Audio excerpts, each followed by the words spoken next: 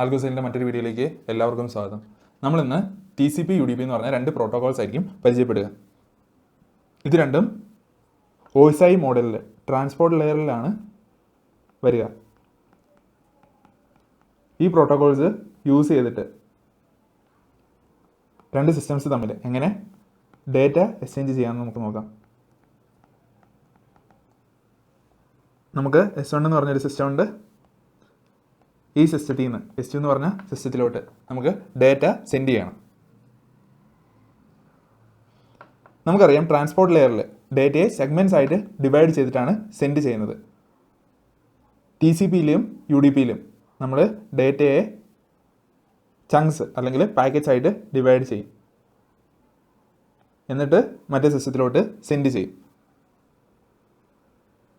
നമുക്ക് ഈ പാക്കേജിനെ S1 നിന്ന് S2 വേഗത്തിൽ സെൻഡ് ചെയ്യണം. അതിൽ ഏതെങ്കിലുമൊക്കെ പാക്കേജ് ലോസ്റ്റ് ആയി പോയാലും കുഴപ്പമില്ല, മിസ്സിംഗ് ആണെങ്കിലും കുഴപ്പമില്ല. അങ്ങനെയുള്ള ഒരു സിറ്റുവേഷനിൽ നമ്മൾ UDP പ്രോട്ടോകോൾ യൂസ് ചെയ്യും, യൂസർ ഡേറ്റാഗ്രാം പ്രോട്ടോകോൾ. ഇവിടെ സ്പീഡിനാണ് ഇമ്പോർട്ടൻസ്. വേഗത്തിൽ നമുക്ക് S1 നിന്ന് S2 ഡേറ്റ സെൻഡ് ചെയ്യണം. ആ സെൻഡ് ചെയ്യുന്ന ഡേറ്റയിൽ കുറച്ചൊക്കെ മിസ്സായി പോയാലും കുഴപ്പമില്ല. അങ്ങനെയുള്ള സിറ്റുവേഷൻസിൽ നമ്മൾ UDP പ്രോട്ടോകോൾ യൂസ് ചെയ്യും. വീഡിയോ സ്ട്രീമിങ് ഒരു എക്സാമ്പിളാണ്. നമ്മൾ ഗൂഗിൾ മീറ്റ് പോലുള്ള പ്ലാറ്റ്ഫോംസിൽ നമ്മൾ വീഡിയോ സെൻഡ് ചെയ്യുമ്പോൾ ഫ്രെയിംസ് ലോസ് ആയി പോയാൽ കുഴപ്പമില്ലല്ലോ, ചില ഫ്രെയിംസൊക്കെ മിസ്സായാലും അതൊരു പ്രശ്നമായിട്ട് വരില്ല. അവിടെ സ്പീഡിനാണ് ഏറ്റവും കൂടുതൽ ഇമ്പോർട്ടൻസ്. ഈ സിറ്റുവേഷൻസിൽ നമ്മൾ UDP പ്രോട്ടോകോൾ യൂസ് ചെയ്യും. ഇനി നമുക്ക് S1 നിന്ന് S2 സെൻഡ് ചെയ്യുന്ന ആ ഡേറ്റയിൽ ഒന്നും മിസ്സാവില്ല, എല്ലാം അതുപോലെ തന്നെ അപ്പുറത്ത് എത്തണം. ആ ഒരു സിറ്റുവേഷനിൽ നമ്മൾ TCP പ്രോട്ടോകോൾ യൂസ് ചെയ്യും. TCP എന്ന് പറഞ്ഞാൽ ട്രാൻസ്മിഷൻ കൺട്രോൾ പ്രോട്ടോകോൾ.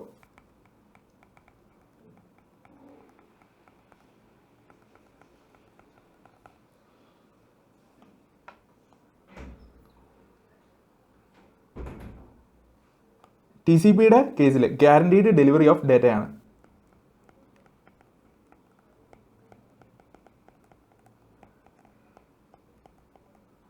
S1 നിന്ന് S2 നമ്മൾ ഡേറ്റ സെൻഡ് ചെയ്യുമ്പോൾ ഒരു പാക്കറ്റ് പോലും ലോസ് ആവില്ല, ട്രാൻസ്മിഷൻ കൺട്രോൾ പ്രോട്ടോകോൾ യൂസ് ചെയ്ത് കഴിഞ്ഞാൽ. പിന്നെ നമ്മൾ S1 നിന്ന് ആദ്യമേ ഈ പാക്കറ്റ്, പിന്നെ ഇത് ഇങ്ങനെയാണ് അയച്ചതെന്ന് വിചാരിച്ചോ. അന്നേരം അതേ ഓർഡറിൽ തന്നെ ആയിരിക്കും ആ പാക്കറ്റ്സ് എല്ലാം S2 എന്ന് പറഞ്ഞ സിസ്റ്റം പ്രോസസ്സ് ചെയ്യുക.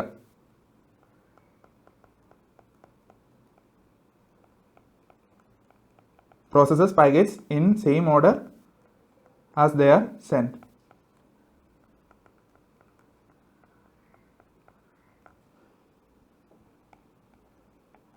TCPയിൽ റിലയബിൾ ഡേറ്റ ട്രാൻസ്മിഷൻ ആണ് നടക്കുന്നത്.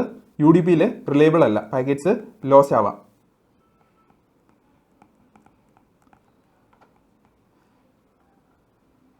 പിന്നെ TCPയുടെ കേസിൽ നമ്മൾ അയച്ചിരിക്കുന്ന ഓരോ പാക്കറ്റും കറക്റ്റ് ആണോ എന്ന് ചെക്ക് ചെയ്യും. എറർ ചെക്കിംഗ് മെക്കാനിസംസ് അവൈലബിൾ ആണ്. നമ്മൾ അയച്ച പാക്കറ്റിൽ എന്തെങ്കിലും പ്രശ്നങ്ങളുണ്ടോ എന്ന് TCPയുടെ കേസിൽ ചെക്കിങ് നടക്കും. പക്ഷേ UDPയിൽ അത് പോസിബിൾ അല്ല, no error checking.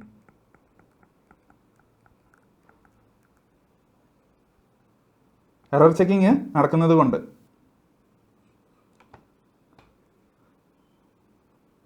TCP communication കുറച്ച് സ്ലോ ആണെന്ന് പറയാം.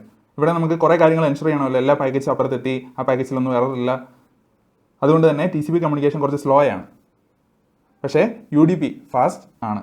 UDPയിൽ പാക്കേജ് ലോസ് വരാം, പക്ഷേ എറർ ചെക്കിംഗ് മെക്കാനിസവും എല്ലാ പാക്കേജും അവിടെ S1 നിന്ന് S2 എത്തണം എന്ന് നിർബന്ധം ഇല്ലാത്തതുകൊണ്ട് സ്പീഡ് ഭയങ്കര ഹൈ ആണ്. നമുക്ക് TCP എന്താണെന്ന് കുറച്ചുകൂടി ഡീറ്റെയിൽഡ് ആയിട്ട് നോക്കാം.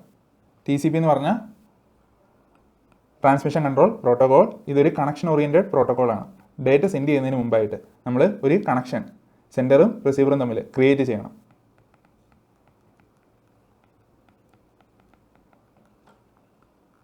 ഒരു സെൻഡറുണ്ട്, ഒരു റിസീവറും ഉണ്ട്. ഇവർ തമ്മിൽ ഫസ്റ്റ് ഒരു കണക്ഷൻ എസ്റ്റാബ്ലിഷ് ചെയ്യണം.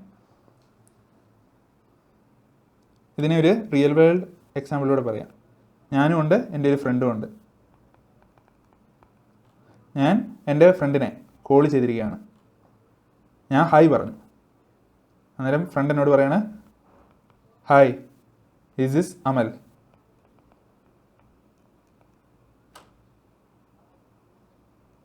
അന്നേരം ഞാൻ പറയാണ് യെസ്. അത് കഴിഞ്ഞിട്ടാണ് ഞങ്ങൾ തമ്മിൽ കമ്മ്യൂണിക്കേറ്റ് ചെയ്യുക. അതുപോലെ സിസ്റ്റംസിൻ്റെ കേസിലും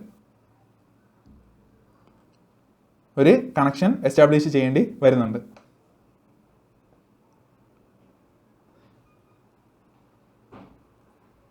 സെൻഡർ റിസീവറിലോട്ട് ഒരു പാക്കറ്റ് സെൻഡ് ചെയ്യും. ഇതിനെ ഞാൻ സിൻ പാക്കറ്റ് എന്ന് വിളിക്കുകയാണ്. റിസീവർ ആ പാക്കറ്റ് അക്സെപ്റ്റ് ചെയ്യും, എന്നിട്ട് അതിനെ അക്നോളജ് ചെയ്യും.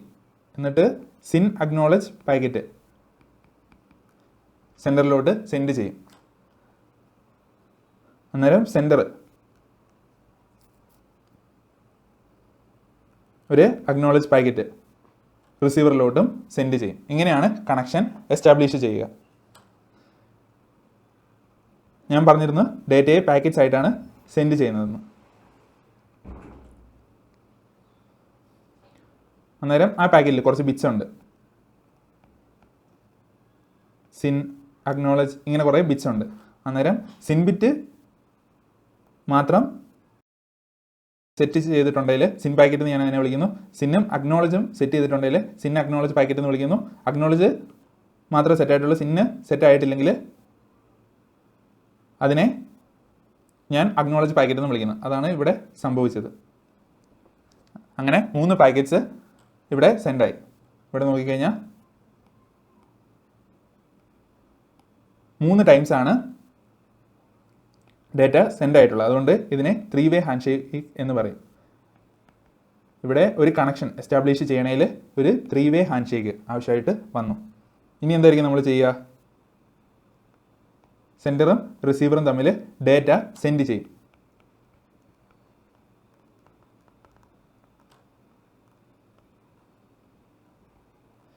എങ്ങനെയാണ് ഡേറ്റ സെൻഡ് ചെയ്യുന്നത്? പാക്കറ്റ്സിൻ്റെ രൂപത്തിൽ. നമുക്ക് കുറേ പാക്കറ്റ്സ് സെൻഡറിൽ നിന്ന് റിസീവറിലോട്ട് നമ്മൾ സെൻഡ് ചെയ്തുകൊണ്ടിരിക്കുകയാണ്. അന്നേരം റിസീവർ ഓരോ പാക്കറ്റും കിട്ടിയെന്ന് അക്നോളജ് ചെയ്യണ്ടേ? അന്നേരം അത് പറയുകയാണെങ്കിൽ ആദ്യമേ ഈ പാക്കറ്റ് കിട്ടിക്കഴിയുമ്പോൾ ഒരു അക്നോളജ്മെൻറ്റ് നമ്മൾ സെൻഡ് ചെയ്യുന്നു.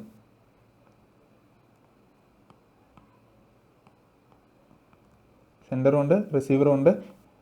ഈ മുകളിലത്തെ പടത്തിൽ കാണുന്ന പോലെ ഇങ്ങനെ കുറേ പാക്കറ്റ്സ് നമ്മൾ സെൻഡറിൽ നിന്ന് റിസീവറിലോട്ട് സെൻഡ് ചെയ്തുകൊണ്ടിരിക്കുക.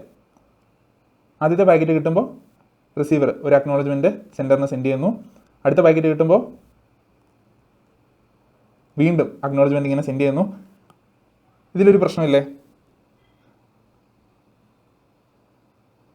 റിസീവർ ഓവർലോഡ് ആവാൻ ചാൻസ് ഉണ്ട്. കാരണം റിസീവറിനെ എപ്പോഴും അക്നോളജ്മെൻറ്റ് ഓരോ പാക്കറ്റ് മേടിക്കുക, അക്നോളജ്മെൻറ്റ് സെൻഡ് ചെയ്യുക. ഈ ഒരു പ്രശ്നത്തെ നമുക്ക് സോൾവ് ചെയ്യണം.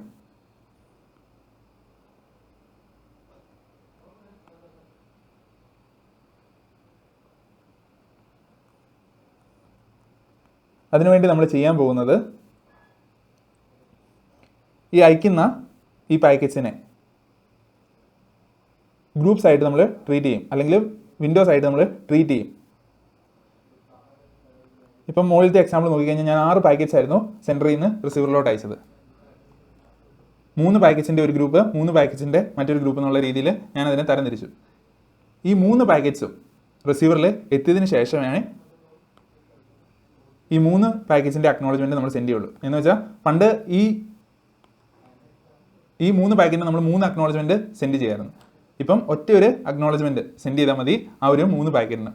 ഇതിലൂടെ ആ പ്രശ്നം നമുക്ക് സോൾവ് ചെയ്യാൻ പറ്റും. ഈ 3 പാക്കറ്റിൻ്റെ അക്നോളജ്മെൻറ്റ് സെൻഡ് ചെയ്തതിന് ശേഷം മാത്രമേ ഈ പാക്കറ്റ്സിൻ്റെ പ്രോസസ്സിങ് തുടങ്ങുകയുള്ളൂ.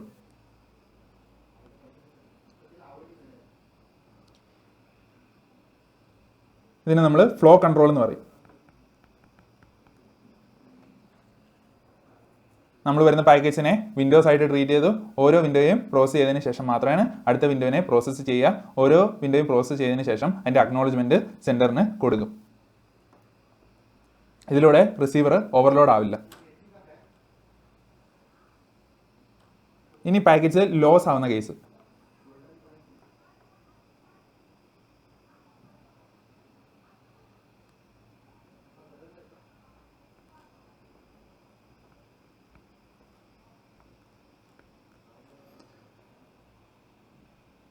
നമ്മൾ ഇവിടെ 3 പാക്കറ്റ്സ് സെൻറ്ററിൽ നിന്ന് റിസീവറിലോട്ട് സെൻഡ് ചെയ്യണം. ഓരോ പാക്കറ്റിലും അതിൻ്റെ സീക്വൻസ് നമ്പർ എഴുതിയിട്ടുണ്ടായിരിക്കും. അതിൻ്റെ ഓർഡർ ഇതാണ് ഫസ്റ്റ് സെൻഡ് ആവേണ്ടത്, പിന്നെ ഇത് അടുത്തത്, പിന്നെ ഇത് അടുത്തത്. Sequence number.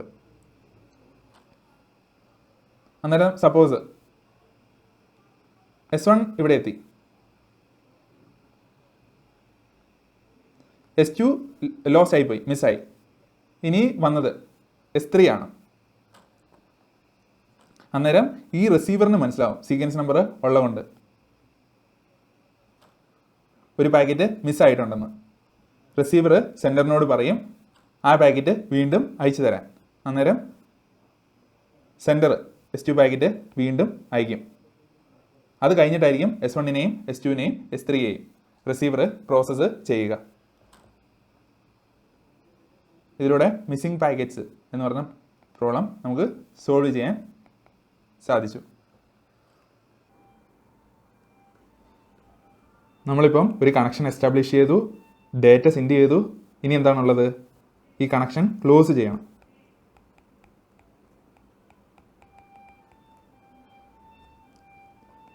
സെൻഡറിനോ റിസീവറിനോ കണക്ഷൻ ക്ലോസ് ചെയ്യാം.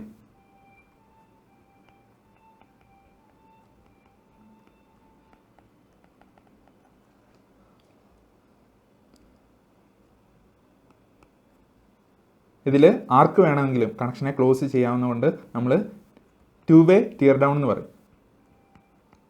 ഈ കണക്ഷൻ ക്ലോസ് ചെയ്യുന്നതിന് സെൻറ്ററിനോ റിസീവറിനോ ആർക്ക് വേണമെങ്കിലും കണക്ഷൻ ക്ലോസ് ചെയ്യാം. അതുകൊണ്ട് തന്നെ ഞാൻ കണക്ഷൻ ക്ലോസ് ചെയ്യാൻ തീരുമാനിക്കുന്ന ആളെ ഇനിഷ്യേറ്റർ എന്ന് വിളിക്കുകയാണ്. ഇനിഷ്യേറ്ററുണ്ട്, ഒരു റിസീവറുണ്ട്. കണക്ഷൻ ക്ലോസ് ചെയ്യാൻ തീരുമാനിക്കുന്ന ആൾ ഒരു ഫിൻ പാക്കറ്റ് റിസീവറിലോട്ട് സെൻഡ് ചെയ്യും. എന്ന് വെച്ചാൽ ഞാൻ ഡാറ്റ സെൻഡിങ് നിർത്തി. അതാണ് ഈ ഫിൻ പാക്കറ്റ് മീൻ ചെയ്യുന്നത്, ഫിനിഷ് സെൻഡിങ് ഓഫ് ഡാറ്റ. അന്നേരം റിസീവർ ആ പാക്കറ്റ് അക്സെപ്റ്റ് ചെയ്തിട്ട് അക്നോളജ്മെൻറ്റ് സെൻഡ് ചെയ്യും. ഇനി കുറച്ച് സമയം കഴിഞ്ഞതിന് ശേഷം റിസീവറും പറയും, റിസീവറും സെൻഡിങ് ഓഫ് ഡാറ്റ നിർത്തിയെന്ന്. അന്നേരം ഇനിഷ്യേറ്റർ അക്നോളജ്മെൻറ്റ് സെൻഡ് ചെയ്യും. ഇതാണ് കണക്ഷൻ ക്ലോസ് ചെയ്യുന്ന സമയത്ത് സംഭവിക്കുന്നത്. ആദ്യം ഒരു ഫിൻ പാക്കറ്റ് സെൻഡ് ചെയ്യും, പിന്നെ റിസീവർ അക്നോളജ്മെൻറ്റ് സെൻഡ് ചെയ്യും. അത് കഴിഞ്ഞ് കുറച്ച് സമയം കഴിഞ്ഞതിന് ശേഷം റിസീവർ വീണ്ടും ഒരു ഫിൻ പാക്കറ്റ് സെൻഡ് ചെയ്യും, ഇനിഷ്യേറ്റർ അക്നോളജ്മെൻറ്റും സെൻഡ് ചെയ്യും. നമുക്കിനി TCPയും UDPയും തമ്മിലുള്ള കുറച്ച് ബേസിക് ഡിഫറൻസസ് നോക്കാം. TCP കണക്ഷൻ ഓറിയൻറ്റഡ് പ്രോട്ടോക്കോളാണ്. ഡാറ്റ സെൻഡ് ചെയ്യുന്നതിന് മുമ്പ് ഒരു കണക്ഷൻ ക്രിയേറ്റ് ചെയ്യേണ്ടി വരുന്നുണ്ട് സെൻഡറും റിസീവറും തമ്മിൽ. Connection oriented protocol. UDPയോ കണക്ഷൻലെസ് പ്രോട്ടോക്കോൾ. ഇവിടെ കണക്ഷൻ ക്രിയേറ്റ് ചെയ്യേണ്ട കാര്യമില്ല, ഡയറക്റ്റ് ഡാറ്റ ട്രാൻസ്ഫർ ചെയ്യാം. ഇവിടെ റിലയബിൾ കമ്മ്യൂണിക്കേഷനാണ്. പാക്കറ്റ്സിൻ്റെ ഡെലിവറി ഗ്യാരണ്ടീഡ് ആണ്. പിന്നെ എറർ ചെക്കിങ്ങും പോസിബിൾ ആണ്. പാക്കറ്റ്സ് മിസ്സായി കഴിഞ്ഞാൽ നമ്മൾ പാക്കറ്റ്സ് വീണ്ടും റീസെൻഡ് ചെയ്യുന്നുണ്ട്. ഇവിടെ അൺറിലയബിൾ കമ്മ്യൂണിക്കേഷനാണ്. പാക്കറ്റ്സ് മിസ്സാവാം. ഇവിടെ പാക്കറ്റ്സ് അല്ല,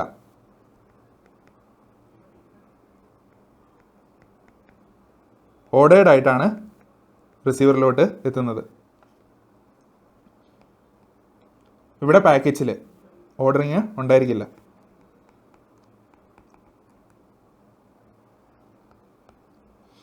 TCP കുറച്ച് സ്ലോ ആയിരിക്കും. സ്ലോ ആകാൻ കാരണം എന്താണ്?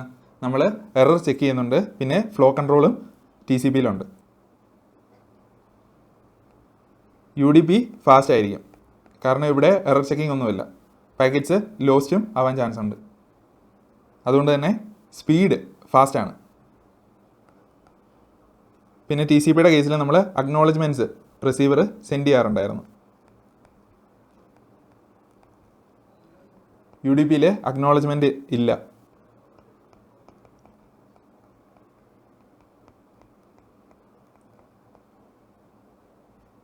പിന്നെ കുറച്ച് ആപ്ലിക്കേഷൻസ് പറയുകയാണെങ്കിൽ വെബ് ബ്രൗസിങ്, ഇമെയിൽ ഒക്കെ TCPയുടെ കീഴിൽ വരും. TCP പ്രോട്ടോക്കോളാണ് യൂസ് ചെയ്യുന്നത്. ഓൺലൈൻ ഗെയിമിങ്, വീഡിയോ സ്ട്രീമിംഗ് ഒക്കെ UDPയും.